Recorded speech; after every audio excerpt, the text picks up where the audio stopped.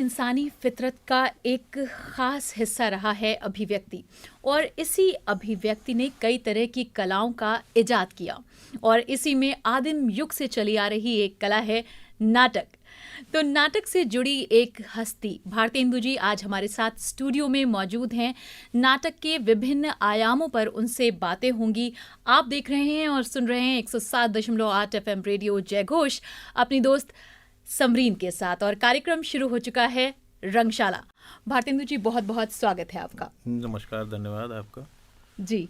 तो जैसा कि हमारी आपकी बातचीत हुई और आपने बताया कि आपने एक साहित्यकार के रूप में अपनी ज़िंदगी की शुरुआत की, फिर ये नाटक का रुख कैसे हुआ? कई कारण हैं, कई रूप हैं उसके। एक तो मैं, जैसे मैंने बताया, बच्चों के साथ पढ़ाता था जी। तो अब बच्चों को कैसे आकर्षित करें, ये मेरी प्रॉब्लम है। हर एक टीचर की होती है कि किस तरह से आप अधिकांश बच्चों को अपनी पाठचर्या से जोड़ें। तो उसका एक टूल होता है, सबसे बढ़िया उसका साधन है नाटक। आप क्लास में जाएं, किसी भी क्लास में कितने भी शरारती बच्चे हों और उनसे आप कहें कि बच्चों आज हम नाटक करना चाहते हैं, तो हर एक बच्चा आपके पीछे पड़ जाएगा, मैम मेरा नाम या सर मेरा नाम जरूर लिख लीजिए। तो ये मैंने सीखा उनसे, बच्चों से, कि हम किस तरह से उनको जोड़ें। अब अगर 40 या 50 बच्चे हैं तो उनमें से आपको फिर कैसे डिवाइड आपको करेंगे। कुछ बच्चे हैं जो स्क्रिप्ट पर काम करेंगे, कुछ बच्चे उन्हीं में से कोरियोग्राफी पर काम करते हैं, कुछ बच्चे उन्हीं में से म्यूजिक पर काम करते हैं, कुछ बच्चे हमारे प्रॉपर्टीज पर काम करते हैं। तो ऐसा हमने बना करके एक मैनेजर बना दिया, उन्हीं में से मॉनिटर बना करके, कि आप मैं ना भी रहूं क्लास में तो आपको ये करना है। तो एक डेमोक्रेटिक वे में हम बच्चों को जब सिखाते हैं तो पाठ तो वो सीख ही लेंगे। माने हम भाषा अगर सिखा रहे हैं, हिंदी सिखा रहे हैं, तो वो तो सीख ही जाएंगे। लेकिन हमें क्या है कि उनको लाना है स्टेज तक, फिर तो वो अपने आप दौड़ने लगेंगे, कूदने लगेंगे। बिल्कुल। और यही होता रहा मेरे साथ। तो बच्चों को मैंने पढ़ाने के लिए ये इस तरह का एक प्रयोग शुरू किया था। फिर संयोग रहा कि मेरा शोध का विषय भरत मुनि पर था, तो दिल्ली विश्वविद्यालय से मैं PhD कर रहा था। तो मैंने भरत मुनि की कला में के नाट्यशास्त्र में जो कलाओं के विविध रूप हैं उन पर मेरा काम है। तो ये ऐसा शुरुआत हुई। किस चीज़ ने आपको मोटिवेट किया बच्चों के लिए नाटक लिखने में? जैसे होता नहीं है कि हम लोगों की ज़िंदगी में तो तमाम मसाइल होते हैं, चाहे वो काल्पनिक हो चाहे वो यथार्थ से जुड़े हों। इतने ज़्यादा इमोशनल टर्बुलेंस होता है कि कुछ ना कुछ कहानी बन जाती है। लेकिन बच्चों की ज़िंदगी में तो मासूमियत और भी बहुत सारे होते हैं। तो आपको किस चीज़ ने अट्रैक्ट किया? देखिए, मैं वही बता रहा हूँ ना, हम बच्चों के लिए टारगेट करके नाटक नहीं लिख रहे हैं। हम बच्चों को पढ़ाना चाह रहे हैं। हाँ जी। हमारी समस्या है बच्चों को कैसे एजुकेट करें। क्योंकि भरत मुनि भी कहते हैं, या नाटक का एक, थिएटर का एक तरीका है कि कैसे हम उनको सिखाएं, लर्निंग दें। नाटक का उद्देश्य तो यही है ना, कि केवल एंटरटेनमेंट नहीं है। एंटरटेनमेंट तो सेकेंडरी है। पहला तो हम उनको एजुकेट करें, सामाजिक नागरिक के रूप में उनको हम कैसे आगे लाएं। तो जब उनके पास प्रेजेंटेशन होगा, उनके पास भाषा होगी, उनका सुर सधा हुआ होगा, उनके हाथ पैर ठीक से काम कर रहे होंगे, कंपन नहीं हो रहा होगा, तो माने वाचिक और जो सारी आहार्य और ये सारी विधाएं आप जोड़ेंगे, तो नाटक तो अपने आप हो जाएगा।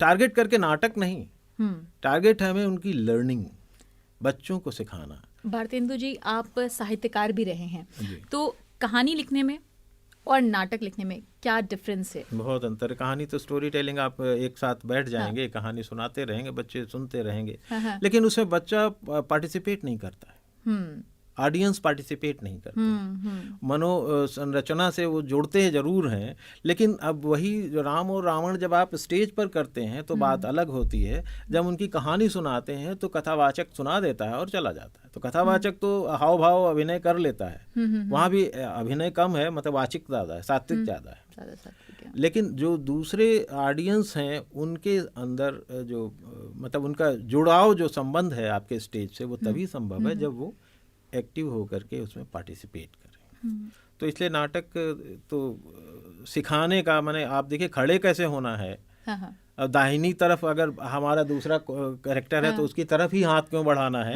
ये अपने आप बच्चा सीख जाता है।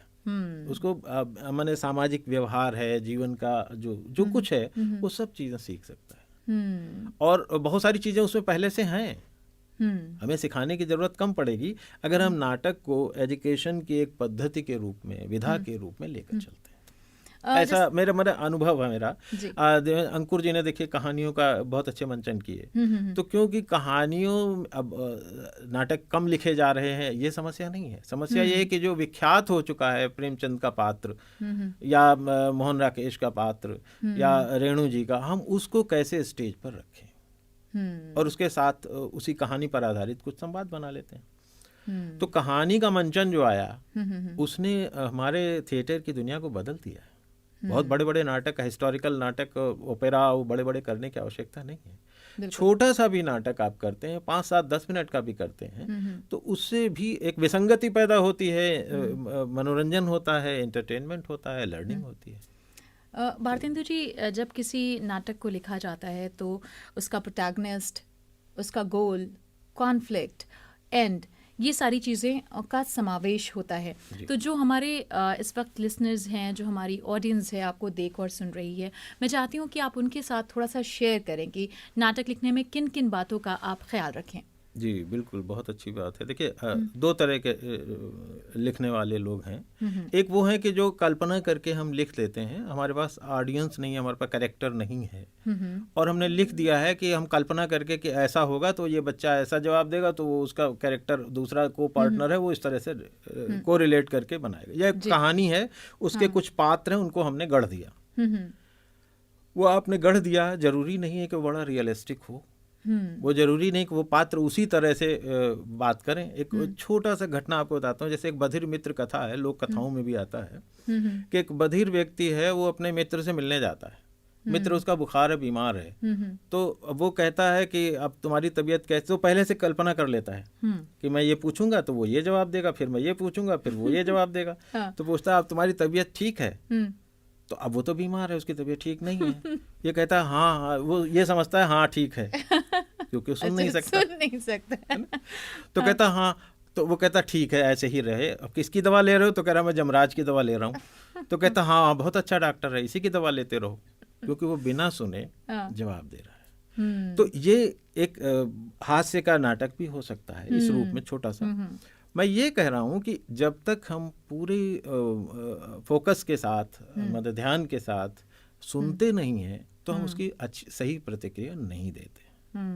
और ये मेन चीज़ है लिखने वालों के लिए कि हम या तो बच्चों के साथ या अपने ऐसे पात्रों के साथ डिस्कस करें खूब अच्छे से लिखने के बाद, तो उनमें जो वो क्षमता आती है संवाद में, कि एक संवाद ही बहुत दिनों, जैसे शोले फिल्म हमने देखी है और बहुत सारी चीज़ें हम देखते हैं, तो कुछ 1-2 ऐसे संवाद हैं जो जीवन भर के लिए याद हो जाते हैं एक दफ़ा देखने से।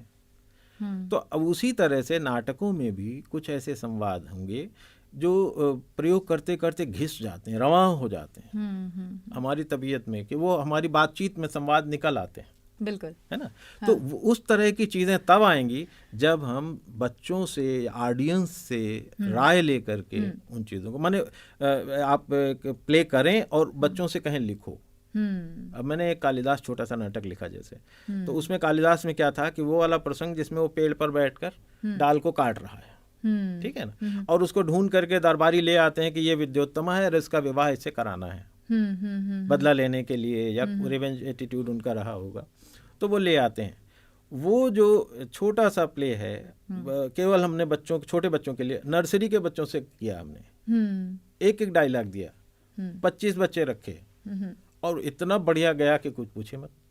तो बजाय आप कालिदास जैसा प्ले आप बहुत छोटे बच्चों से कराते हैं, दूसरी तीसरी के बच्चों से कराते हैं, तो करा सकते हैं, लेकिन आपका विजन ऐसा होना, उनके स्तर से बच्चे को हमने जो डायलॉग दिया वो नहीं बोल पाया, हमने जो बोल पाया हमने वो रखा, ठीक है, उसके स्वर में रखा, उसके हिसाब से डायलॉग को चेंज किया।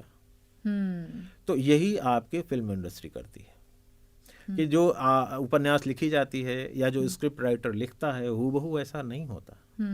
वो डायलॉग्स जो रवां होकर के हमारे सामने आते हैं कि वो एक चुटकी सिंदूर या क्या जो भी है, तो इस तरह की चीज़ें क्यों याद रह गई डोमेन में, क्योंकि वो रवां होकर के निकल के आती, दृश्य के साथ बिल्कुल चस्पा होके आती। बिल्कुल, जैसे कि आपने बताया कि कुछ ऐसे संवाद जो हमारे अंदर रह जाते हैं, ऐसे ही जब आप लिखते हैं तो कुछ ऐसे किरदार होते हैं जिनसे आपका बेशक जुड़ाव हो बेशक जाता है। तो आप अपने नाटक के किसी ऐसे किरदार का ज़िक्र करें या बताएं हमें जी कि जी जी। आपका कौन सा पसंदीदा किरदार रहा और उसके क्या गुण रहे, अब कि एज अ हीरो वो कैसा रहा? हाँ, जैसे हाँ, मैंने शंकराचार्य पर जो नाटक लिखा है जी। शास्त्रार्थ, हम्म तो हमारे जो शंकराचार्य हैं वो आजकल वाले शंकराचार्य नहीं हैं। हम्म वो सदियों पहले के जो 8वीं सदी में हुए वो शंकराचार्य हैं। हम्म वो शंकराचार्य इतना प्रभावित करते हैं मुझे, क्योंकि वो मंडन मिश्र की जो पत्नी है वो कहती हैं कि अब तुम्हारा निर्णायक वो है मंडन मिश्र की पत्नी, और शंकराचार्य एक तरफ से बोल रहे हैं, दूसरी तरफ मंडन मिश्र बोल रहे हैं। तो अब निर्णायक जो है वो गृहस्थन है। उन्होंने एक कनेर का माला उनके गले में पहनाया, इनके गले में पहनाया और चली गई। बोली जिसका माला मलिन हो जाएगा वो हार जाएगा, अब मैं जा रही हूँ। तो 2-3 दिन तक शास्त्रार्थ चलता रहा। वो सवाल अपने वेदांत के पूछते थे, दूसरी तरह से मीमांसा के वो उत्तर होते थे। अंत में 2 दिन जब बीत गए तो तीसरे दिन उनकी माला मलिन हो गई मंडन मिश्र के गले में। तो जब मलिन हो गई तो पत्नी आई उनकी, उन्होंने कहा भाई मैं समझ रही हूँ आचार्य जी, इनके गले की माला मलिन हो गई है और लगभग ये पराजित हो गए हैं, लेकिन मेरा सवाल अभी बाकी है, क्योंकि मैं इनका अर्धांग हूँ, मैं इनकी पत्नी हूँ। इसलिए जब तक आप मुझे भी पराजित नहीं करते तो आपकी पूर्ण विजय नहीं होगी। अब वो आजन्म सन्यासी हैं, उन्होंने तो विवाह किया नहीं शंकराचार्य ने। तो अब सरस्वती जो उनकी पत्नी है मंडन की, वो पूछती हैं कि स्त्रियों की मुक्ति कैसे होगी। अब स्त्रियों के बारे में जो शंकराचार्य का कोई ज्ञान नहीं, कोई अनुभव नहीं है, वो क्या बताएं। फिर वो पूछते हैं जब स्त्री, तो वो समय मांगते हैं। अच्छा, कि हमको आप थोड़ा सा समय दीजिए। शास्त्रार्थ के नियमानुसार आपको थोड़ा ब्रेक मिल जाता है ना, तो वो ब्रेक लिया उन्होंने कि हमें 2-3 महीने का समय दीजिए, तो मैं काम और आध्यात्म का अनुभव करके तब आऊँगा, फिर शास्त्रार्थ करूँगा। और उनकी पत्नी उनको ये समय देती हैं और फिर वो जीत आते हैं, फिर पराजित करते हैं। तो एक वह जो युक्ति है, नाट्य युक्तियाँ हैं, परकाया प्रवेश एक उसमें टेक्निक है। अच्छा, अगर आप नाटक पढ़ेंगे तो उसमें और अच्छे से समझ पाएंगे। तो परकाया प्रवेश क्या है? परकाया प्रवेश एक तो ये है कि हम यहाँ बैठे बैठे किसी को इतना अनुभव करें कि हम उस जैसा हो जाएं। जैसे हम राम बनते हैं ना स्टेज पर, तो उस समय हम नहीं रह जाते ना, इतना फील कर लिया आपने उस व्यक्तित्व को कि हाँ। एक तो ये है। दूसरा क्या होता था, प्राचीन काल में एक ये भी विधा थी कि शरीर को हम छोड़ देते थे और सूक्ष्म शरीर निकल जाता था। ये कल्पना से परे है, लेकिन नाटक में हमने इस युक्ति का भी प्रयोग किया है कि वो मंडन मिश्र को पराजित करने के लिए शंकराचार्य अपने विद्यार्थियों से कहते हैं, इंगुदी का तेल लगाकर मेरे शरीर को यहाँ स्थापित करके मैं जा रहा हूँ, 2-3 महीने में आऊँगा। तो किसी मृत राजा के शरीर में प्रवेश करते हैं और काम का अनुभव प्राप्त करते हैं। उसके बाद 3-4 महीने के बाद फिर आते हैं और ये शरीर से जीवित हो, ऐसा उसमें प्रयोग आता है। आपने और दर्शाया है। ये मैंने ही नहीं, ये मतलब 17वीं सदी का एक ग्रंथ है शंकर दिग्विजय, वहाँ से मैंने ये प्लाट लिया था। तो वो फिर जाकर के पराजित करते हैं।